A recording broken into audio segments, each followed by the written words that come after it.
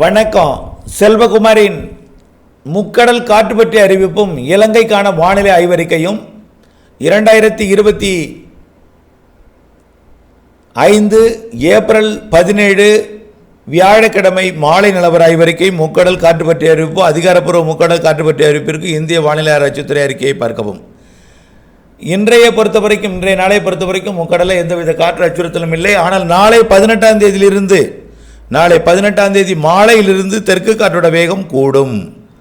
நாளை மாலையிலிருந்து தெற்கு காற்றோட வேகம் மதியத்திலிருந்தே கூட தொடங்கும் படிப்படியாக.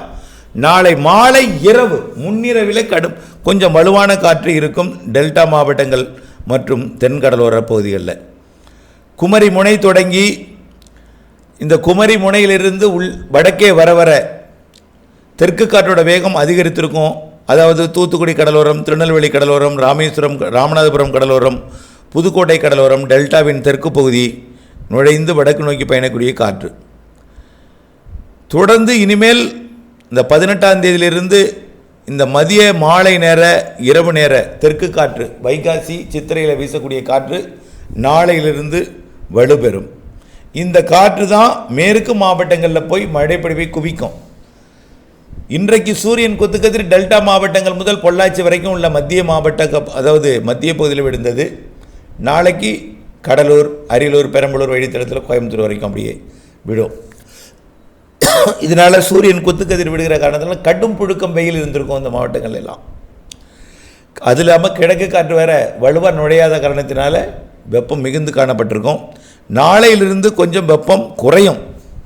ஏன்னா மாலை நேர கிழக்கு காற்று நுழைய போகிறது. மதியத்தில் கொஞ்சம் உக்கிரமாக இருந்தாலும் மாலை இரவு கிழக்கு காற்று வலுவாக நுழையும் உள்ளே. இதில் குறிப்பாக கன்னியாகுமரி, திருநெல்வேலி, தூத்துக்குடி,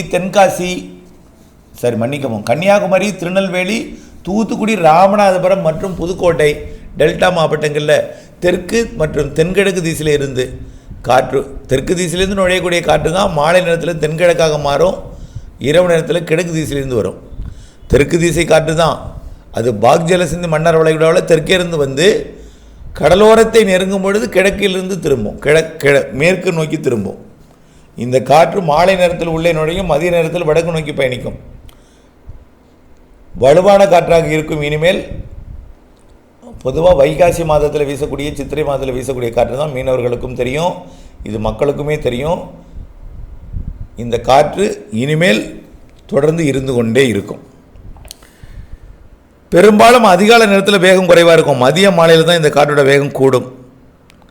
தொடர்ந்து எல்லா நாளுமே இருக்கும். 24, 25 எல்லா நாளுமே இருந்துகிட்டே தான் இருக்கும். இந்த காற்று அச்சுறுத்தல் கொடுக்கக்கூடிய காற்றாக இருக்கும். எடை குறைந்த படகுக்கு கண்டிப்பாக, விசைப்படகுக்கும் அச்சுறுத்தல் இருக்கும். சில நேரங்களில் மதிய மாலை நேரங்களில், முன்னிரவு நேரங்களில் விசைப்படகுக்கும் அச்சுறுத்தல் கொடுக்கும். கரையை நோக்கி தள்ளும்.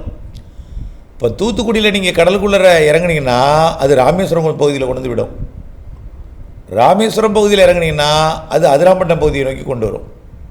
அது தெற்கு திசையிலிருந்து வரக்கூடிய காற்று அப்புறம் தொண்டியை நோக்கி தள்ளும். இப்படி கரையை நோக்கி தள்ளும். இப்படி நாளையிலிருந்து அந்த காற்று வீசப்போகிறது. அச்சுறுத்தல் கொடுக்கும் காற்று தான். ஆனால் கடலை நோக்கிய காற்று அல்ல. கடலிலிருந்து தரையை நோக்கிய தெற்கு திசையிலிருந்து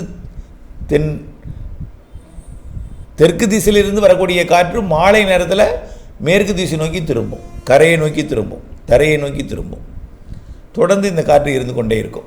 எல்லா நாளும் மதிய மாலையில் இருக்கும். அடுத்தபடியாக இலங்கைக்கான வானிலை ஆய்வறிக்கை. இலங்கையை பொறுத்த வரைக்கும் மன்னார் வளைகுடா பகுதியில் ஒரு காற்று சுழற்சி கீழுக்கு சுழற்சி நீடிக்கிறது. இதன் காரணமாக வட இலங்கை மற்றும் அதனை ஒட்டியுள்ள பகுதிகளுக்கு இடிமழை வாய்ப்பு இருக்குது. மத்திய இலங்கை, வட இலங்கையில் வடக்கு மத்திய இலங்கை உள்ளே, அதாவது அனுராதபுரம், சீனிவாசபுரம் இந்த பகுதியை ஒட்டி வாய்ப்பு இருக்குது. இரவு பெரும்பாலும் மாலை இரவில் பெய்யக்கூடிய மழை தான். இரவு நேரத்தில் ஒரு சில இடங்களில் இருக்குமே தவிர நாளை மதியம் மாலை இரவில் நல்ல மழைப்பொழிவு இருக்குது. தினசரி இருக்குங்க. கிழக்கு மற்றும் தெற்கு பகுதியில் மேற்கு திசை காற்று குவிந்து மரங்களால் மலைகளில் இடிமழை பொழிவை ஏற்படுத்தும். அதாவது மேற்கிலிருந்து வரக்கூடிய காற்று, குளிர்காற்று கொஞ்சம் திசை மாறி இருக்குது. நிலநடுக்கோட்டுக்கு தெற்கே உள்ள நிகழ்வை நோக்கி முழுமையாக 18ஆம் தேதியிலிருந்து திரும்பும்போது இந்த காற்றில் கூடிய ஈரப்பதம் வெப்பத்தால் லேசாகி மேலெழுந்து இலங்கையோட மத்திய பகுதியில் இருக்கக்கூடிய மலைப்பகுதிகளுக்கும் தெற்கு மத்திய பகுதியில் இருக்கக்கூடிய மலைப்பகுதிகளுக்கும் பயணித்து மரங்களால் குளிர்விக்கப்பட்டு மழைப்பிடிப்பை ஏற்படுத்தும், இடிமழைப்பிடிப்பை ஏற்படுத்தும். இது 18ஆம் தேதி 19, 20 எல்லா நாளுமே இருக்குது. இது பெரிய அளவிலே கொட்டி தீர்த்து அது பாதிப்பை ஏற்படுத்துகிறாது, இடிமின்னல் மழை தான். இது 23, 24, 22, 21லேருந்து கொஞ்சம் கூடுதல் மழைப்பொழிவு தெரியுது இலங்கைக்கு. 21, 22, 23, 24லாம் மாத இறுதியில் இந்த மழைப்பொழிவை கொஞ்சம் வலுப்பெறும். 28, 29, 30 மற்றும் மே 1, 2, 3, 4, 5லாம் கொஞ்சம் மழைப்பொழிவு வலுத்திருக்கும் இலங்கைக்கும் தமிழ்நாட்டிற்கும். கிழக்கு திசை காற்று வரப்போகிறது. கிழக்கு திசை காற்றும் மேற்கு திசை காற்றும் இணைந்து மழைப்பொழிவை ஏற்படுத்த போகிறது இம்மாத இறுதி நாட்கள் மற்றும் மே முதல் வாரத்தில். மே 2வது 3வது வாரத்திலேயும் வலுவான நிகழ்வு இருக்குது. நல்ல மழை காத்திருக்கு இலங்கைக்கு. உடனடியாக பெரிய மழை இல்லைன்னா கூட வெப்பச்சலன இடிமழைப்பொழிவு இருக்கும். இந்த மாதம் 27ஆம் தேதி வரைக்கும் அந்த மழைப்பொழிவு எல்லா நாளுமே இலங்கையோட தெற்கு அரைப்பகுதியில் தெற்கு பகுதியில் பெரும்பாலும் மலைப்பகுதிகளில் மரங்கள் அடர்ந்த மலைப்பகுதிகளில் இருக்கும். அதற்கு பிறகு கிழக்கு திசை காற்றும் மேற்கு திசை காற்றும் இணைந்து மாத இறுதி நாட்கள் மே முதல் வாரத்தில் மழைப்பொழிவை கொடுக்கும். அது கிழக்கு திசை காற்று நுழைவு காரணமாக 2வது 3வது வாரத்தில் வலுவான நிகழ்வு இருக்குது. இறுதி வாரத்தில் 4வது வாரத்துலையும் இருக்குது மழை. 22ஆம் தேதி 21 மேயில் கொஞ்சம் கனமழை பொழிவு இருக்குது, நிகழ்வும் இருக்குது. 2 வலுவான நிகழ்வும் இருக்குது. மே மாதம் நல்ல மழைப்பொழிவு இருக்கிறது. இலங்கைக்கும் அது நல்ல மழைப்பொழிவை தர இருக்கிறது.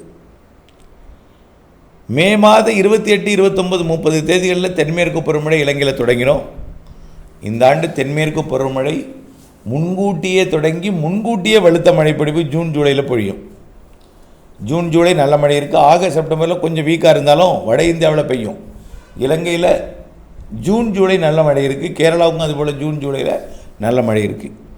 ஆரம்பம் வலுத்த மழைப்பொழிவு இருக்குது. ஆக தொடர்ந்து மழைப்பொழிவு இருந்து கொண்டே இருக்கும். வெயில் அதிகமாக இருந்தாலும் புழுக்கம்தான் அதிகமாக இருக்கும். வெயிலோட சூடு அதிகம் இருக்காது. புழுக்கத்திற்கு பிறகு மாலை இரவு இடிமழைப்பொழிவு உண்டு. இடிமழைப்பொழிவுக்கு பிறகு மே மாத மழைப்பொழிவு நிகழ்வு மழைப்பொழிவும் பரவலான மழைப்பொழிவும் இருக்கிறது. இந்த மாதம் 27ஆம் தேதி வரைக்கும் ஒதுக்குதலுடன் குறைவான பரப்பில் மழை இருக்கும். மாத இறுதியிலிருந்து கொஞ்சம் மழைப்பொழிவு கூடும்.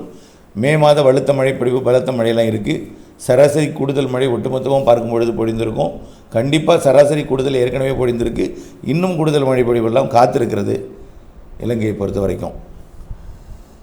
இந்த ஆண்டு 2025 சராசரிக்கு கூடுதல் மழை என்பதில் மாற்றமில்லை. பற்றாக்குறை என்பதற்கு வழியே இல்லை. பற்றாக்குறை என்பதற்கு வாய்ப்பில்லை. காற்று பகுதியிலையும் காற்று சுழற்சி மழைப்பொழிவு கொடுக்கும்.